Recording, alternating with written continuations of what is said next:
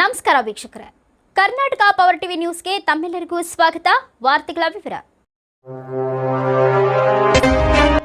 ಜನಾರ್ದನ ರೆಡ್ಡಿ ಬಿಡುಗಡೆಗಾಗಿ ಖಾಜಾ ಬಂದಿ ನವಾಜ್ ದರ್ಗಾದಲ್ಲಿ ಹರಕೆ ಸಲ್ಲಿಕೆ.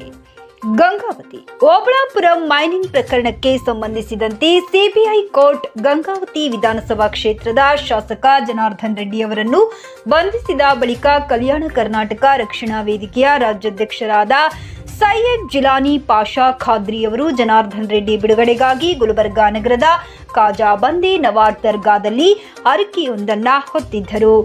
ಈ ಹಿನ್ನೆಲೆಯಲ್ಲಿ ಅವರು ಹೇಳಿಕೊಂಡಂತೆ ಹರಕೆಗಾಗಿ ಕಲಬುರಗಿ ನಗರದಲ್ಲಿರುವ ಖಾಜಾ ಬಂದಿ ನವಾಜ್ ದರ್ಗಾಕ್ಕೆ ತೆರಳಿ ವಿಶೇಷ ಪ್ರಾರ್ಥನೆ ಸಲ್ಲಿಸಿ ಪುಷ್ಪಾಹು ಹಾಗೂ ಚಾದರ್ ಅರ್ಪಿಸುವ ಮೂಲಕ ಕುಟುಂಬ ಸಮೇತ ಹರಕೆ ಸಲ್ಲಿಸಿದರು.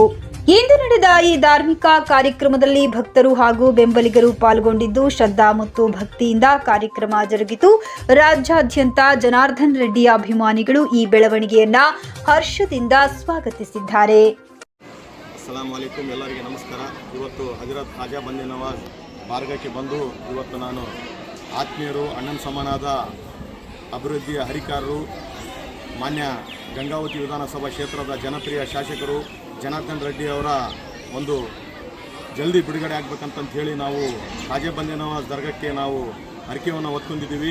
ನನ್ನ ಕುಟುಂಬ ಸಮೇತವಾಗಿ ಬಂದು ನಾನಿವತ್ತು ಖಾಜಾ ಬಂದಿ ನವಾಜ್ ದರ್ಗಕ್ಕೆ ಬಂದು ಹರಕೆಯನ್ನು ತೀರಿಸಿದ್ದೀನಿ. ಆ ಹರಕೆಯನ್ನು ಇನ್ನೂ ಅವರು ಹೆಚ್ಚಿನ ಸ್ಥಾನಕ್ಕೆ ಅವರು ಜನಾರ್ದನ ರೆಡ್ಡಿ ಸರ್ ಮುಂದಕ್ಕೆ ಹೋಗಬೇಕು, ಹೆಚ್ಚಿನ ಸ್ಥಾನಕ್ಕೆ ಇರಬೇಕು ಅಂತಂತೇಳಿ ನಮ್ಮೆಲ್ಲ ಆಸೆ.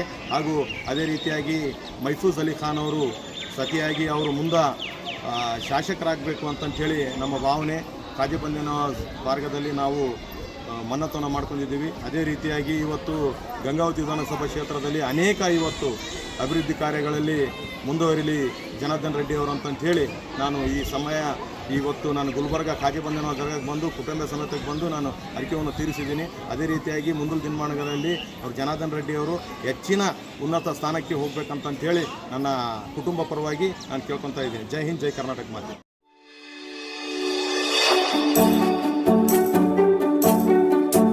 ನೀವಿನ್ನು ನಮ್ಮ ಚಾನೆಲ್ಗೆ ಸಬ್ಸ್ಕ್ರೈಬ್ ಮಾಡಿಲ್ಲವೇ?